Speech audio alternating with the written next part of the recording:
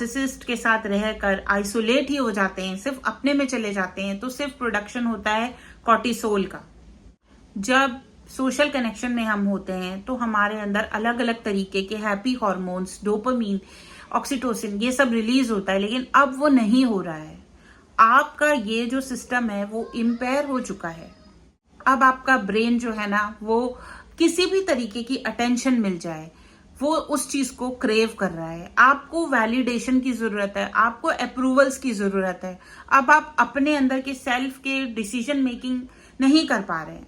तो यहाँ पर एक बात और याद रखिए, अगर कोई भी इंसान डिसीजन मेकिंग पावर में बहुत पुअर है तो इसका मतलब यही है कि उसको कॉन्स्टेंटली जो है ना नार्सिसिस्ट बता रहा है कि तुम ये गलत कर रहे हो, तुम ये गलत कर रहे हो, ऐसे मत करो, ये ऐसे है, वो ऐसे है, और उसने आपको कहीं ना कहीं आइसोलेट कर दिया है, जिसकी वजह से आपको लग रहा है यार मैं तो सही डिसीजन ले नहीं पाता हूं, तो मैं किसी और से पूछ लेता हूं, कहीं और से कंसल्ट कर लेता हूं।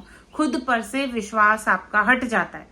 यहाँ पर आप नार्सिसिस्ट से ही खुद ही कंसल्टेशन कर रहे हो कि क्या मैं सही कर रहा हूँ, क्या मैं गलत कर रहा हूँ, जिसकी वजह से आपका और ज्यादा ट्रॉमा बॉन्डिंग हो जाती है। अब यहाँ पर एक पेनफुल बात यह भी है कि इसकी वजह से आपका ब्रेन डैमेज हो रहा है, आपका मेमोरी लॉस हो रहा है और आपको कॉग्निटिव इनएबिलिटीज हो रही हैं। ब्रेन के अंदर एक रीजन होता है हिप्पोकैम्पस, जिसको लिटरली आइसोलेशन की वजह से अफेक्ट होना पड़ता है, और इसकी वजह से जब वो श्रिंक हो जाता है वो रीजन, आप स्ट्रगल करते हैं कि आपको अब्यूज की भी चीजें भूलने लग जाती हैं। आप टाइमलाइन ऑफ इवेंट्स उन सब में कंफ्यूज हो जाते हैं, और इसी कॉग्निटिव वल्नरेबिलिटी की